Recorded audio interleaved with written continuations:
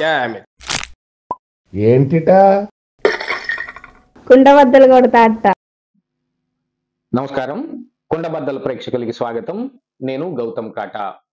ఈ వీడియోలో నేను మీతో చెప్పాలనుకునే అంశం, బీజేపీ ఆడబోతున్న ఈ డేంజరస్ గేమ్ లో చంద్రబాబు నాయుడు బలి కాబోతూ ఉన్నాడా?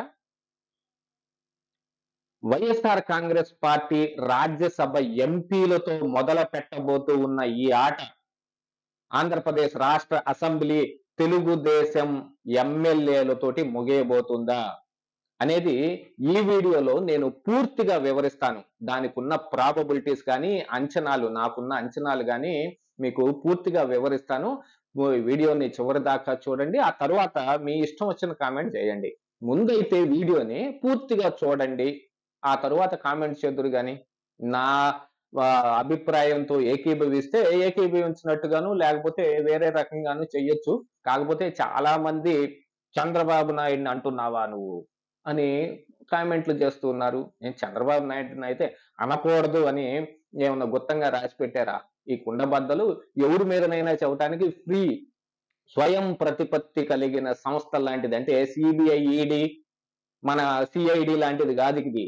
అంటే సిఐడి స్వయం ప్రతిపత్తి లేదు, కానీ ఈ సిబిఐ, ఈడీ అయితే స్వయం ప్రతిపత్తి కలిగినవే, ఇండివిజువల్ అయ్యి. అయినా కూడా వాటిని ఆడిచ్చే వాళ్ళు ఎవరో ఉంటారు, వాటి ప్రకారంగా ఆడతాయి. కానీ కుండబద్దలు అలా ఎవరికి ఆడదు. మా నాన్న ఎవరి దగ్గర గంపగొత్తంగా ఊడిగం చేయరా నువ్వు అని నాకేమి ఈ కుండబద్దలు ఇచ్చిపోలేదు. ఆయన స్వతంత్రంగానే ఉన్నాడు, నాకు స్వతంత్ర భావాలనే నేర్పాడు. నా ఇష్టం వచ్చింది స్వతంత్రంగా చెప్పుకునే ఆస్కారం నాకుంది. టీడీపీ మోచేతి నీళ్లు తాగటానికో, వైఎస్ఆర్ కాంగ్రెస్ పార్టీకి అమ్ముడు పోవటానికి, ఓవర్టిజం చేయటానికి ఏం లేవు. ఇక్కడ స్వతంత్ర భావాలతోటే చెబుతాం. కాకపోతే మేము పరిశీలిస్తున్న మా దృష్టిలో కోణంలో నుంచి చూస్తే కనిపిస్తున్న నిజాలు మీకు కనిపించవు. ఎందుకంటే మీకు అభిమానం అనే ఒక పొర కమ్మేసి ఉంటది అన్నమాట.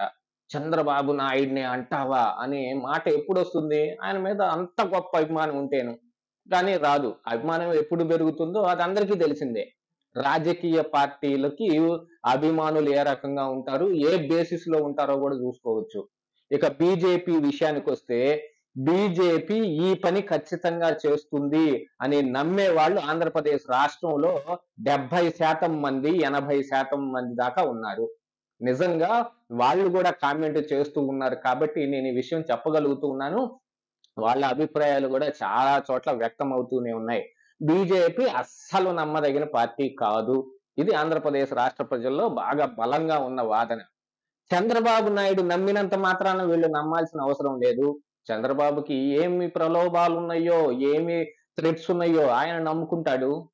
వాళ్ళు ఆడే ఆటలో మరి బలిపశువు అయితే మనం చేసేది ఏం లేదు, అది ఆయన స్వయం కృతాపరాధం అవ్వాల్సిందే. కానీ బీజేపీ ఆయన కలిసినా కలవకపోయినా కూడా, ఎక్కడ ఏ పార్టీ గెలిచినా కూడా వాళ్ళు ఈ ఆటను ఖచ్చితంగా మొదలు పెడతారు.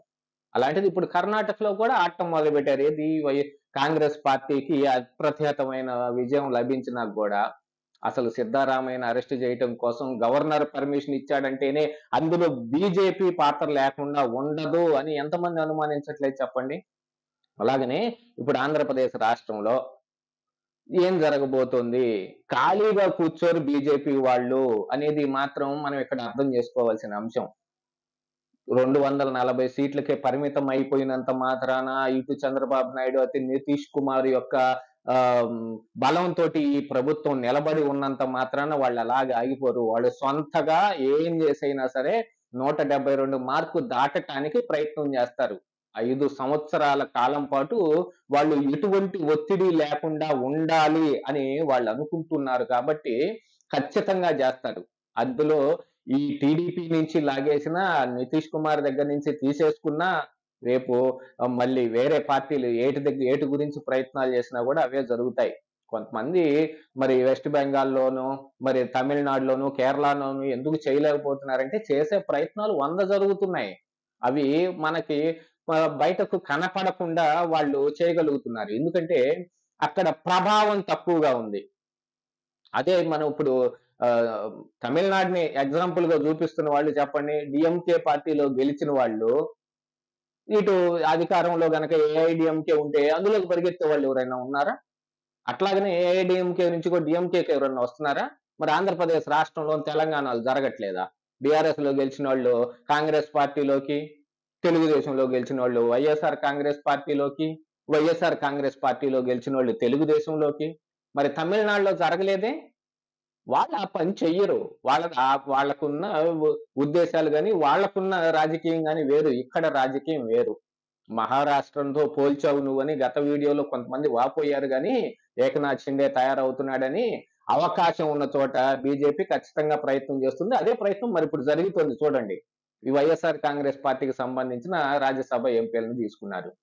ఇప్పుడు ఏమంత అవసరం వచ్చిందని జగన్మోహన్ రెడ్డి స్వయంగా దేనికి కావాలంటే దానికి ఆయన మద్దతు ఇవ్వడానికి రెడీగా ఉన్నాడు. అఫ్కోర్స్ మొన్న వక్ఫ్ బిల్లు మీద మాత్రం ఆయన విభేదించాడు.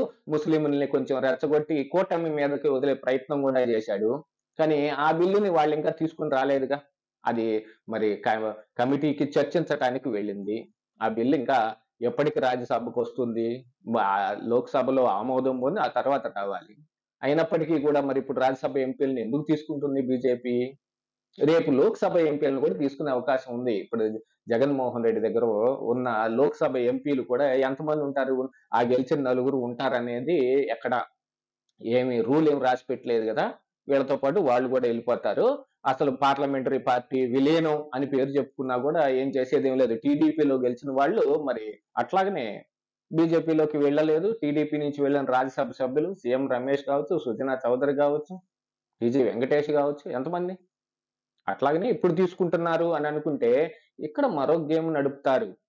అవకాశం ఉన్న చోట జగన్మోహన్ రెడ్డి బీజేపీ చెప్పినట్టల్లా వింటాడు. ఏం చేయడానికైనా సిద్ధంగా ఉంటాడు. ఆయన మీద ఉన్న కేసుల ప్రభావానికి ఆయన పిలకెప్పుడు బీజేపీ చేతిలో ఉంటుంది. కానీ చంద్రబాబు నాయుడు అలా ఉండడు. కాబట్టి చంద్రబాబు నాయుడికి మీద వేరే ప్లాన్ వేస్తారు. నిన్న నేను చెప్పినట్టుగా చంద్రబాబు నాయుడు ప్రభుత్వం ఆపదలోనే ఉంది. ఆ ఆపద ఎక్కడి నుంచో కాదు, బీజేపీ నుంచే రాబోతుంది. ఇలా మొదలుపెట్టి వైఎస్ఆర్ కాంగ్రెస్ పార్టీ నుంచి ఫస్ట్ ఎంపీలు, తర్వాత ఎమ్మెల్యేలు, ఆ తర్వాత తీసుకుంటే ఎమ్మెల్సీలు, వీళ్ళందరినీ బీజేపీలోకి ఆహ్వానిస్తారు వాళ్ళందరూ. ఎంపీలను తీసుకున్నంత మాత్రాన ఎమ్మెల్సీలు తీసుకోలేకూడదని ఏం లేదు కదా. అలాగా చివరాఖరి ప్రయత్నంగా టీడీపీ మీదకే తిరుగుతుంది. ఎందుకంటే ఏదైనా ఒక పార్టీ బలంగా ఉంది అనంటే ఆ పార్టీ బలాన్ని బీజేపీ మిగల్చదు. ఎప్పుడు చావుకు సిద్ధంగా ఉండి ఎప్పుడు పణ ప్రాణాలతో కొట్టుమిట్టాడుతూ ఉన్న లాంటి పార్టీలన్నిటినీ పోగేసి తమ గుప్పెట్లో పెట్టుకుని ఎప్పటికీ తామే ఉండాలనేది బీజేపీ లక్ష్యం.